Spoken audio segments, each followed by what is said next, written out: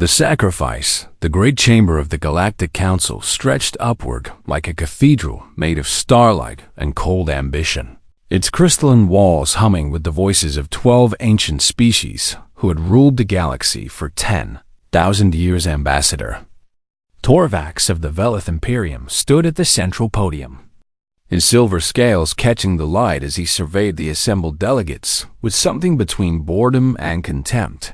For today was a day of tradition, a day that reminded every young species of their place in the cosmic order. The offering had kept peace among the stars for longer than most civilizations had existed, and it was elegantly simple in its cruelty. Every century, the newest species to join the Concord would present a living tribute to the Vextharian, the ancient dragon beast that served as both the Council's weapon and its symbol of absolute power. Humanity had joined the Concord 3 years ago. Desperate and afraid, their colony worlds burning under the attacks of Outer Rim raiders who had seen them as easy prey, the Council had offered protection in exchange for submission, and humanity had accepted because they had no other choice. Or so the Council believed. Now the time had come for humanity to pay the price of that protection. Torvs cleared his throat and activated the chamber's translation matrix, his voice echoing in 100 different languages as he spoke.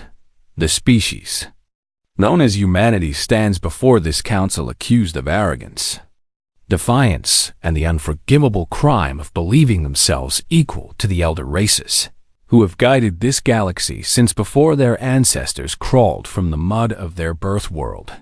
Murmurs of approval rippled through the chamber as delegates from a dozen worlds nodded their various heads and appendages in the human delegations box. Admiral Shun Wei stood rigid with barely controlled fury, his hands clasped behind his back so tightly that his knuckles had turned white beside him. Earth's diplomatic corps sat in stunned silence, still unable to believe what was about to happen. As punishment for these crimes, Torvax continued with evident satisfaction, and as tribute to seal humanity's eternal place within the Concord, the Council demands the offering. The great doors at the far end of the chamber swung open, and 2 armored guards marched in with a small figure walking between them. Lyra Chun was 17 years old, with dark hair cut short and eyes that held a strange calm that made several council members shift uncomfortably in their seats. She was an orphan from the colony world of New Shandong, selected precisely because she had no family to mourn her, no parents to demand justice, no siblings to remember her name. The council had been very specific about that requirement. Admiral Chun watched his secret daughter walk toward her death, and something inside him turned to ice and then to fire. He had hidden their connection from everyone, even from Lyra herself, until 6 months ago, when the council had first announced their demands. He had tried everything to save her. Negotiations that went nowhere, bribes that were laughed at, even a desperate military strike that had been crushed. Before it began, the Council wanted humanity to understand their place, and they would accept nothing less than blood. Lyra walked with her head held high, refusing to stumble even when one of the guards shoved her forward.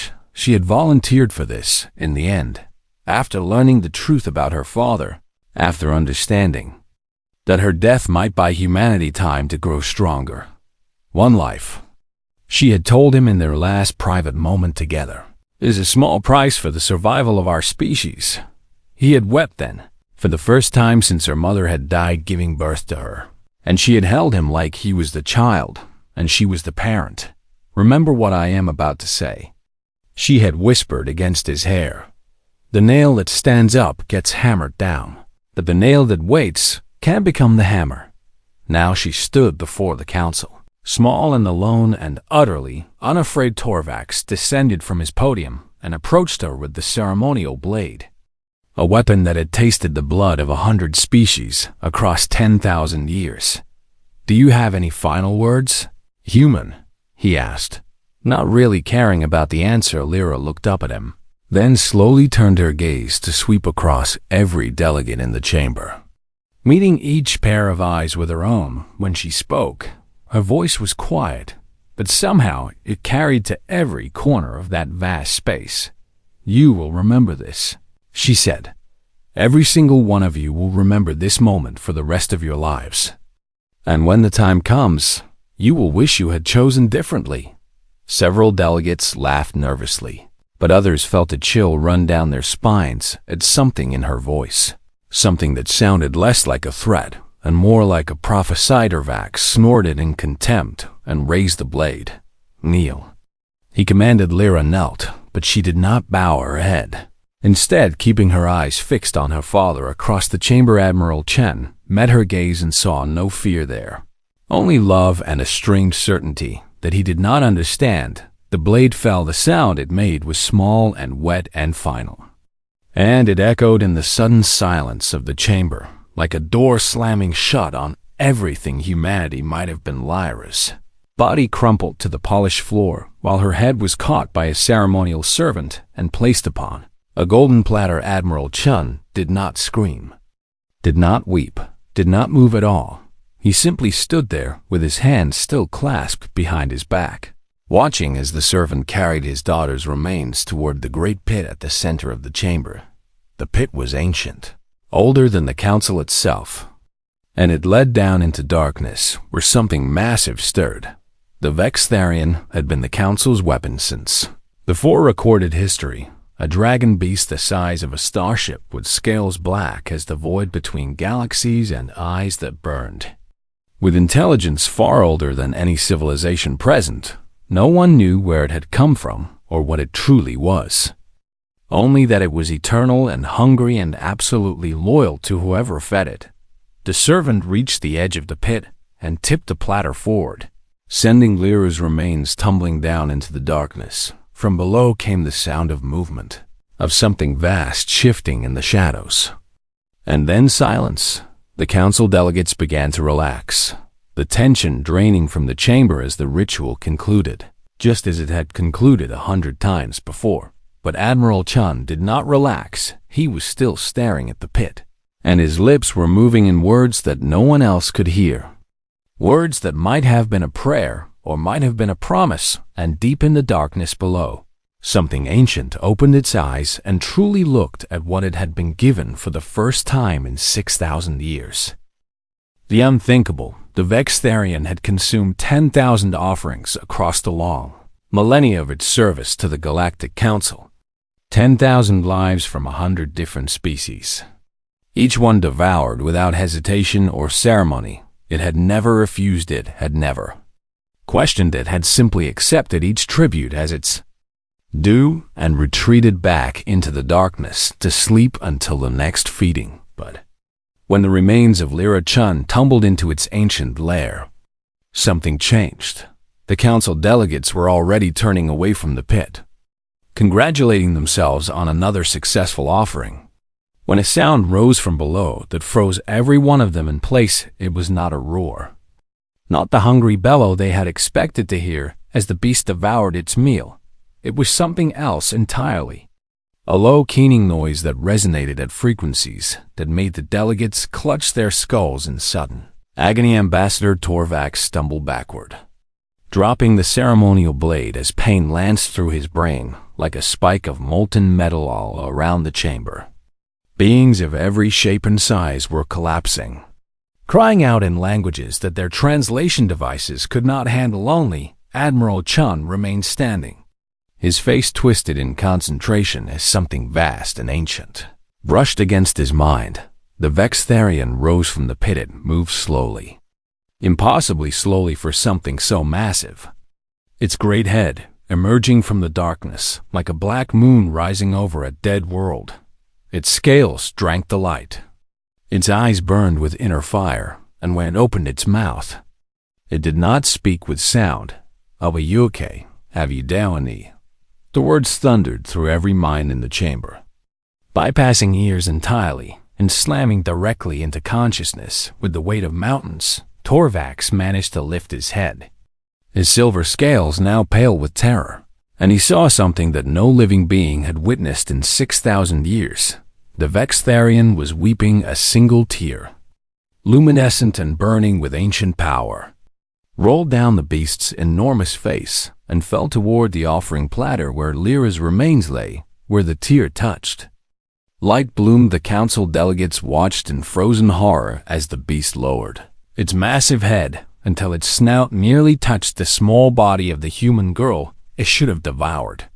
Instead of eating, it began to keen again, that terrible sound of mourning that shattered the crystal spires around the chamber and sent cracks racing through walls that had stood for 10,000 years. She carried it. The voice spoke again, softer now but no less devastating. The spark, the resonance of the first makers, the thing I have searched for across 100,000 years and 100,000 offerings. The Vextharian's burning eyes lifted to sweep across the assembled council, and in that gaze was something that made even the oldest and most powerful among them feel like insects beneath a descending boot. And you destroyed it, or Vax found his voice, though it came out as barely more than a whisper. The beast is malfunctioning, he said, trying to sound authoritative and failing completely. Guards, restrain the creature and summon the silence. The word hit Torvax like a physical blow, knocking him to his knees. I am no beast, little silver thing.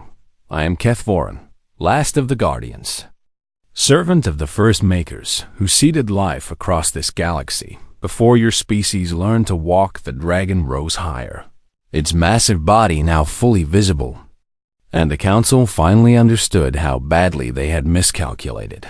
This creature was not their weapon. It had never been their weapon. It had simply allowed them to believe it was, because doing so served its own purpose, the endless search for the Maker's descendants, the children who would carry the spark of creation in their blood. For 10,000 years, I have tasted every offering you brought me, Kethvorin continued, searching for even the smallest trace of my Maker's legacy.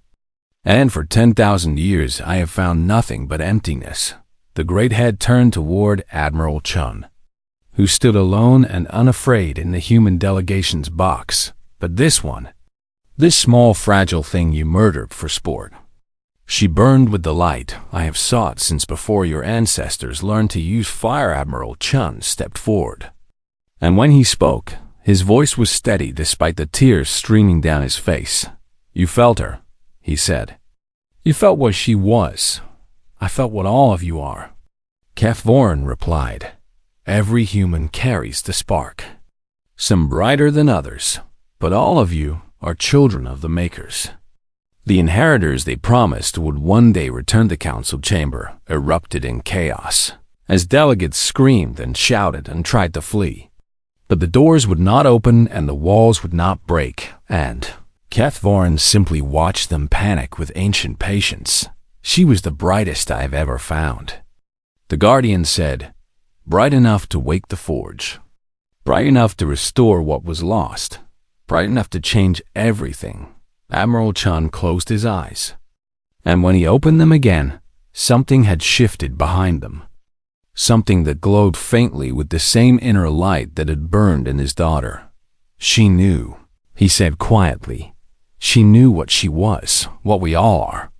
She told me before the end that the nail that waits can become the hammer. Your daughter was wise, Kethvorin acknowledged. Wiser than these fools who have played at godhood while true gods slept. The Guardian turned its burning gaze back to the cowering council. You have made a terrible mistake. Little creatures, you have murdered the hope of the first Makers, and there will be consequence. Dorv managed to raise his head, desperation overcoming his terror. We did not know, he pleaded. How could we have known what she was? You did not care to know. Kethvorin replied with terrible gentleness. You saw only another primitive to be crushed, another species to be humiliated, another life to be sacrificed to your precious traditions. The Guardian began to sink back into the pit, but its voice continued to echo through every mind in the chamber. The humans will come for you now, and I will help them, not because they have asked, but because they are what I have waited for since the universe was young. The Maker's children have finally returned, and you have taught them to hate. the last thing the Council saw before darkness swallowed the Guardian was those burning eyes fixed on Admiral Chun. And what passed between human and dragon in that moment would change the fate of every civilization in the galaxy. Admiral Chun turned and walked toward the chamber doors, which swung open at his approach as if pushed by invisible hands. "Wait," Torvax called out, his voice cracking. "Where are you going? What are you going to do?" Admiral Chun paused but did not turn around. "I'm going to bury my daughter," he said. "And then I'm going to show you what humanity really is." The doors closed behind him with a sound like a tomb ceiling shut, and in the pit below, Kefvarn cradled the body of a human girl and wept tears that had waited 1,000,000 years to fall. The awakening Admiral Chun Wei collapsed the moment his ship jumped to faster than light speed, his body crumpling to the deck as something vast and ancient poured into his mind through a connection he had never known existed. For 3 days, he lay in the medical bay of the Morning Star, his vital signs fluctuating wildly as doctors scrambled to understand what was happening to him inside his head. Kefvarn was showing him everything. He saw the birth of the galaxy. When the first makers had emerged from the chaos of creation and looked upon the empty stars with wonder and purpose, he saw them seed life across 1,000 worlds, planting the spark of consciousness in primitive creatures who would one day evolve into the species that now filled the Galactic Council. He saw the makers create the Guardians, beings of immense power designed to watch over their children and guide them toward the light. And he saw the makers depart, leaving behind only the forge of making and a promise that one day their truest children would inherit everything they had built. We waited. Kefvarn's voice echoed through the visions. We watched species rise and fall, searched every offering for the spark that would signal the return of the maker's legacy. And for 1,000,000 years we found nothing. Then humanity crawled out of your little world and touched the stars. And we felt it immediately. The resonance we had sought for so long. Admiral Chun saw himself as a child, glowing faintly with inner light that no human eye could perceive. He saw his daughter take her first breath, burning brighter than any sun. Your species carries the maker's genetic legacy more strongly than any other, the Guardian explained. You are not just their children.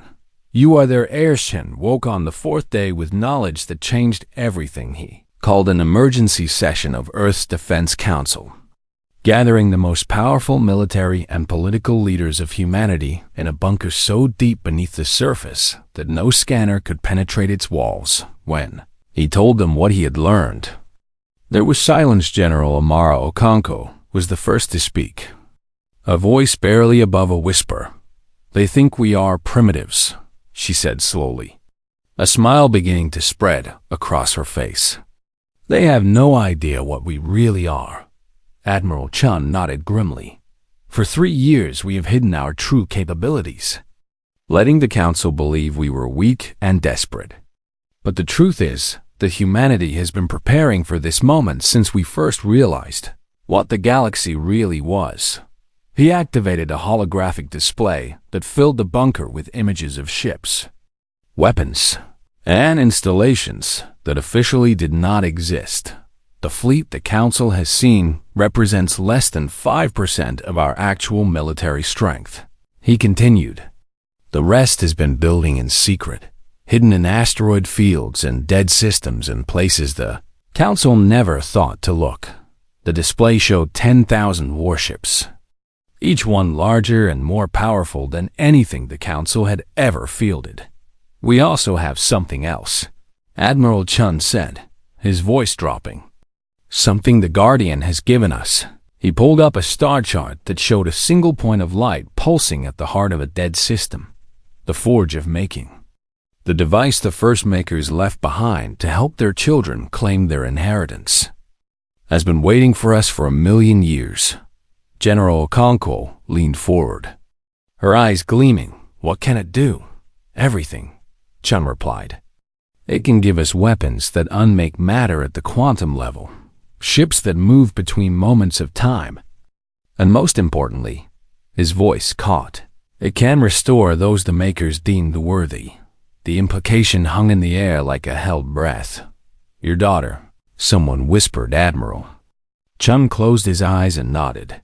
Kefvarn has preserved her body in stasis. If we can reach the forge, if we can activate it, then perhaps. He did not finish the sentence. But everyone in the room understood. Meanwhile, across council space, humanity's hidden agents began to wake. They had infiltrated every level of galactic society over the past 3 years. Technicians in power plants, clerks in government offices, workers in shipyards and communication hubs. The council had welcomed them as servants, never suspecting that each one was a soldier waiting for orders. The signal went out through channels the council could not detect. A simple phrase repeated in a code that only humans could understand. The nail becomes the hammer on 100 worlds. In 1,000 installations, human agents looked at each other and nodded. The time for hiding was over back on Earth. Admiral Chun stood before the assembled fleet commanders who had gathered in response to his summons. 1 year, he said. We will take 1 year to prepare, to position our forces, to ensure that when we strike with overwhelming force. Why wait? Demanded a young captain. They murdered your daughter. They murdered our people. Why give them time to prepare? Admiral Chun turned to face the captain, and something in his eyes made the younger man step back. Because we are not them, he said quietly. Because we will give them every chance to surrender, every opportunity to choose peace. And when they refuse, his voice hardened, we will make absolutely certain they never threaten another human being again. The year that followed was the longest of Admiral Chun's life. He trained his fleet, coordinated his agents, and every night he dreamed of his daughter's face. In the moment before the blade fell, Kefvarn spoke to him often, sharing knowledge that humanity would need to claim their inheritance and warning him of the dangers that lay ahead. The council will not surrender easily. The Guardian cautioned, they have ruled for 10,000 years, and they will fight to preserve their power. Let them fight, Chun replied.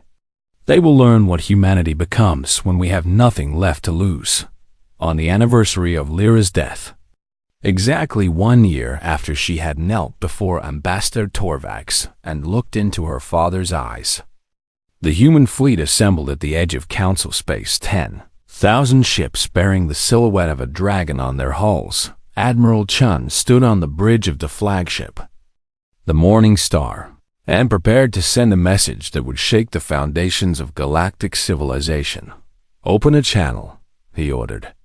Every frequency, every system. I want the entire galaxy to hear this. The communications officer's hands trembled as she complied. Channel open. Admiral Chen Wei straightened his uniform, thought of his daughter's face, and began to speak to the Galactic Council and all who serve it. 1 year ago, you murdered my daughter and called it justice. You thought you were teaching humanity our place in your order. You were wrong. Behind him, through the viewport, the human fleet began to move. We are not the primitives you believed us to be. We are the children of the first makers, the inheritors of powers you cannot imagine, and we are coming. He paused, letting the words sink in. You have one chance to surrender, one opportunity to face justice for your crimes. Refuse, and we will show you what humanity truly is. The transmission ended, and Admiral Chun turned to face his crew. Set course for the Forge of Making, he commanded. It is time to wake the sleeping gods. The Morning Star jumped to faster than light, and 10,000 ships followed in its wake. The reckoning had begun. The reckoning. The Forge of Making hung in the void like a metal god waiting to be born. A structure so vast that it dwarfed planets, and so ancient that stars had been born and died in the time since its creation. Admiral Chun stood on the observation deck of the Morning Star and watched as his fleet took position around the dormant artifact, feeling the resonance in his blood grow stronger with every passing moment. Catherine had arrived before them.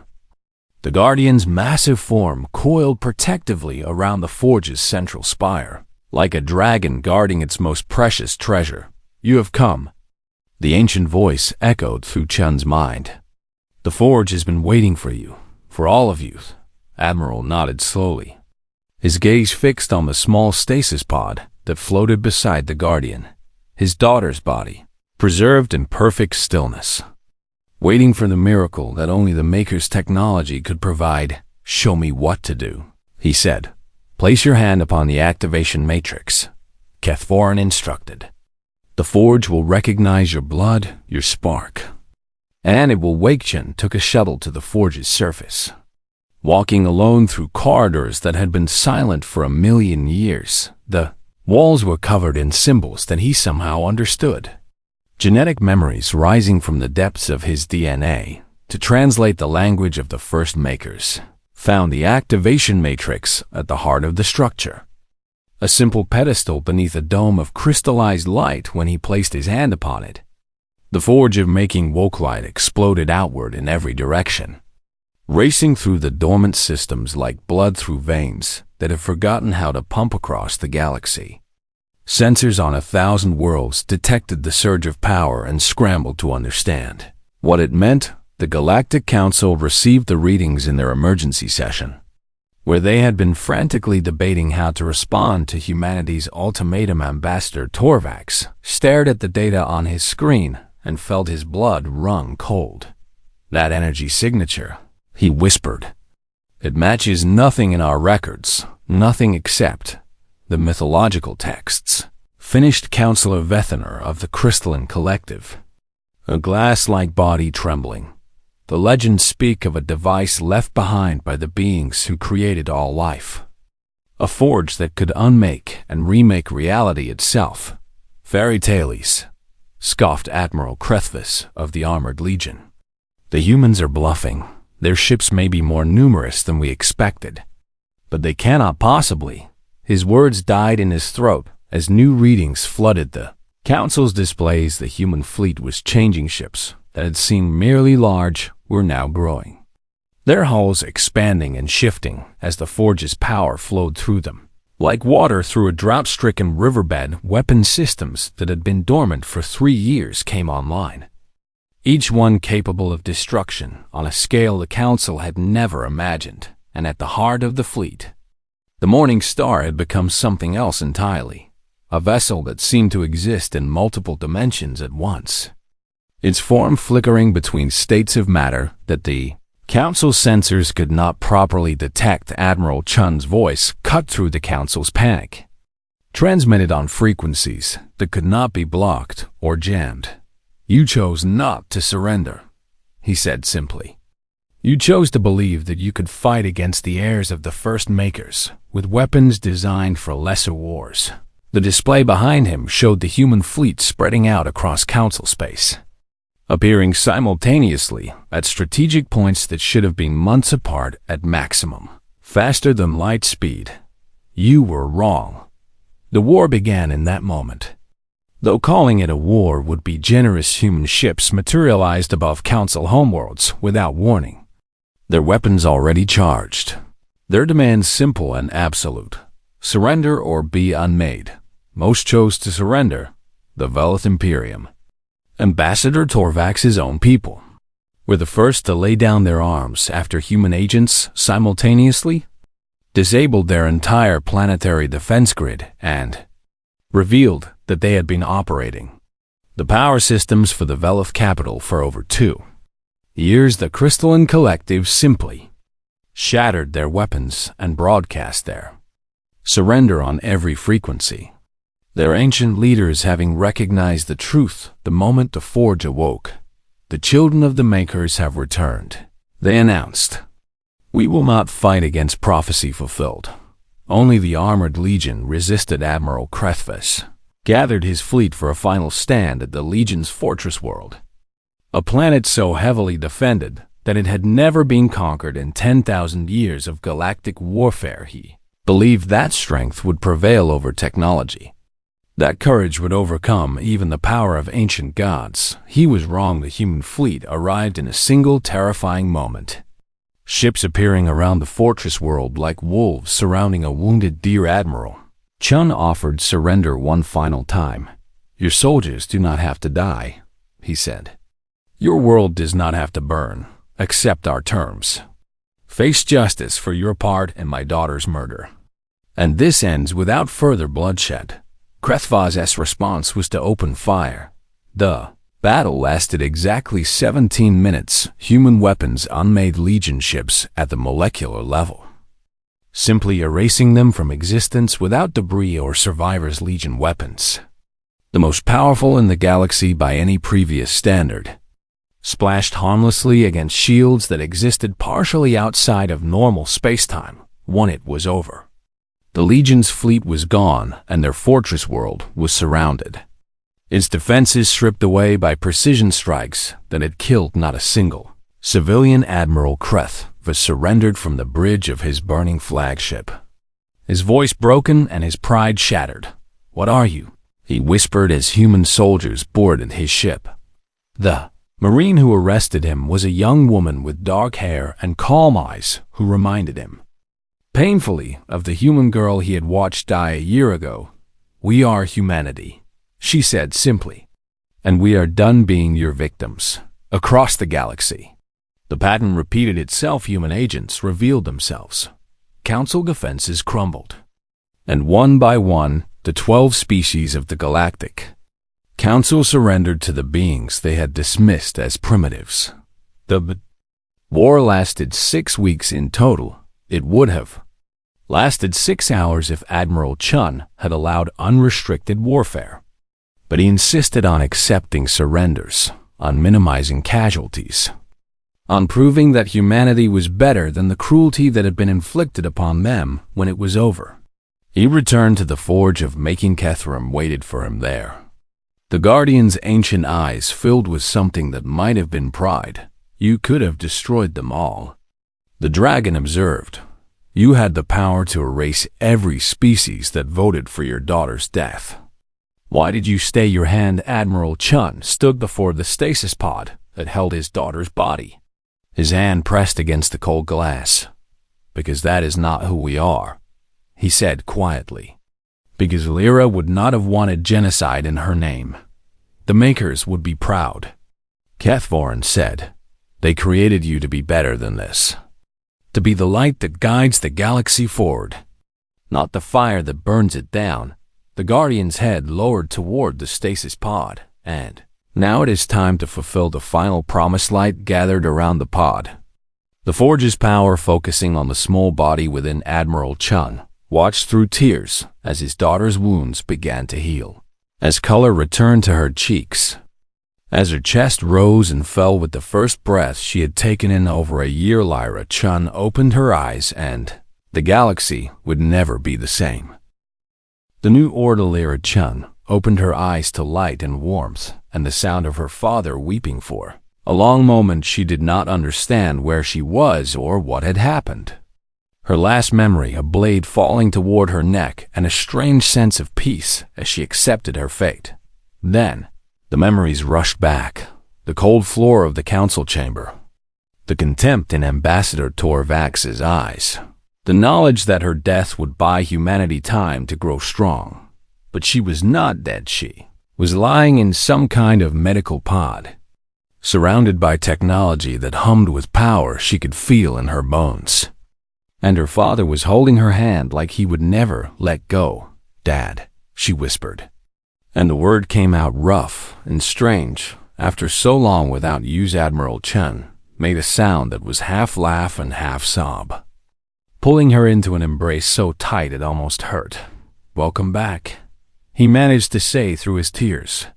Welcome back, my brave girl. Behind him, something massive shifted in the shadows, and Lyra looked up to see a dragon the size of a starship watching her with eyes that burned like ancient stars. She should have been afraid, but she felt only recognition, a sense of coming home to a place she had never been. Little light. A voice spoke directly into her mind. You have been sorely missed. You are the Vexthurian, Lyra said. The beast they fed me to, I am Kethvorin, last of the Guardians. And I have not been anyone's beast for a very long time. The dragon replied with something like amusement. I have been waiting for you and your kind since before the stars were young. Her father explained everything. The first makers. The genetic legacy humanity carried. The war that had lasted 6 weeks and changed the shape of the galaxy forever. Lyra listened in silence, absorbing the knowledge that she was not just a girl from a colony world, but the brightest spark of an ancient inheritance that made humanity the heirs to cosmic power when he finished. She was quiet for a long time. What happens now? She finally asked. That depends on you, her father said. The council has been dissolved. The 12 species that ruled the galaxy for 10,000 years are now waiting to learn their fate. And humanity stands at a crossroads. He took her hands in his. We could rule them the way they ruled others, through fear and force and the promise of destruction. Some among us want exactly that, to make them pay for every death, every insult, every moment they made humanity feel small. Lyra saw the temptation in his eyes, the rage that still burned beneath his calm exterior. But that is not what you want, she said. No, he admitted. And I do not think it is what you want either. She thought about the council chamber, about the beings who had watched her walk to her death with satisfaction in their eyes. She thought about Ambassador Torvax and the blade he had held, about the centuries of tradition that had taught the elder races to see younger species as tributes to be sacrificed, and she thought about what it would mean if humanity became exactly what the council had always feared, a force of vengeance rather than hope. Take me to them, she said. The new Concord assembled 1 month later in a chamber that had been built specifically for this moment, a vast amphitheater on a neutral world where representatives of every species could gather to learn humanity's judgment. Lyra Chun stood at the central podium, small and young and utterly unafraid, while behind her loomed the massive form of Kethvorin and the assembled might of the human fleet. The delegates of the former council sat in chains at the front of the assembly, their finery stripped away, their power broken. Ambassador Torvax could not bring himself to look at the girl he had murdered, keeping his eyes fixed on the floor as shame burned through him like acid. 1 year and 1 month ago, Lyra began, her voice carrying to every corner of the chamber, I knelt before the Galactic Council and accepted death so that my people might survive. I told you then that you would remember that moment. I see now that you do. She stepped down from the podium and walked toward the prisoners, stopping directly in front of Torvax. Look at me, she commanded. The ambassador raised his head, and in his eyes she saw fear and shame and something that might have been the beginning of understanding. You killed me because you believed humanity was beneath you, Lyra said. You sacrificed a child to prove your power, and you never once considered that you might be wrong. She turned to address the entire assembly. Humanity could destroy you for what you did. We have the power to erase every species that participated in the offering, to burn your worlds and salt the ashes so that nothing grows there for 1,000 years. The delegates trembled, expecting the worst, but we will not, Lyra continued. Not because we are weak, not because we lack the will, but because that is not who we choose to be. She returned to the podium, and when she spoke again, her voice rang with authority that seemed impossible for someone so young. The offering is abolished. Never again will any species sacrifice their children to prove their submission. And any who attempt to revive this tradition will face the full wrath of humanity and our guardian. Kethvorin rumbled approval, the sound shaking the very foundations of the chamber. The former council members will face trial for their crimes, Lyra continued, but their punishment will not be death. It will be service, 1,000 years of labor, helping to rebuild the worlds and lives their cruelty has broken. She looked directly at Torvax. You will learn what it means to serve others instead of being served, to build instead of destroy, to earn redemption through action rather than merely accepting forgiveness." The former ambassador bowed his head, tears streaming down his silver scales. "In place of the old council, we will establish the new Concord, a government based not on fear and tribute, but on cooperation and mutual respect. Humanity will not rule as tyrants, but as partners, sharing the knowledge of the first makers with all who prove themselves worthy." Lyra raised her hand, and above the assembly, a holographic display bloomed into life, showing the forge of making and the technologies it offered. "There is enough power here to heal every world, cure every disease, and lift every species to heights they never imagined. But it must be earned through demonstrated commitment to peace and justice, not through conquest or intimidation." She paused, letting her words sink in. "I died because of what this galaxy was," she said finally. "I returned so that I could help build what it might become." In the silence that followed, someone began to applaud, then another joined in, and another, until the entire chamber was filled with the sound of beings who had expected vengeance and received mercy instead. Lyra Chun smiled and looked up at the guardian who had preserved her body and waited 1,000,000 years for this moment. "Well done, little light," Kethvarin said in her mind. "The makers would be proud of what their children have become." "We have a lot of work to do," Lyra replied silently.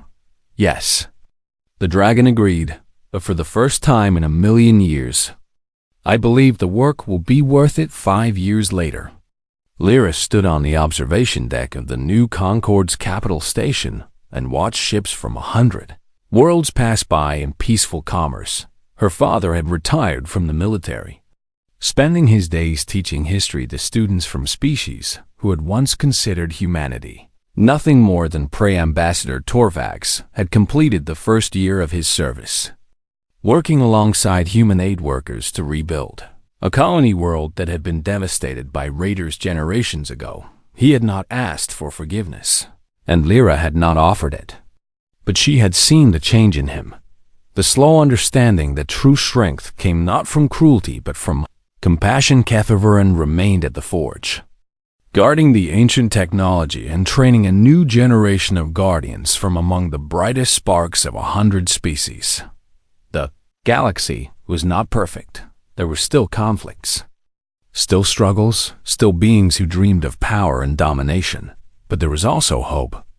More hope than there had been in 10,000 years. And Lyra Chun intended to spend the rest of her long life nurturing that hope into something unshakable. She thought sometimes about the girl she had been, the orphan from New Shandong who had walked to her, deaf with her head held high. That girl had believed she was making a sacrifice that might buy her people a few more years of survival. She had never imagined that her death would birth a new age for the entire galaxy. Was it worth it? Her father asked. Coming to stand beside her at the viewport, Lyra considered the question, watching a Velith trading ship pass peacefully alongside a human freighter. Two species that have been enemies now working together as partners. "I told them they would remember," she said softly. "I just never expected to be around to see what they did with that memory." Her father put his arm around her shoulders, and together they watched the galaxy they had helped to save continue on its journey towards something better. Behind them, reflected in the viewport glass, a dragon made of starlight and ancient power smiled. The nail had indeed become the hammer, but the hammer had chosen to build instead of destroy, and that made all the difference.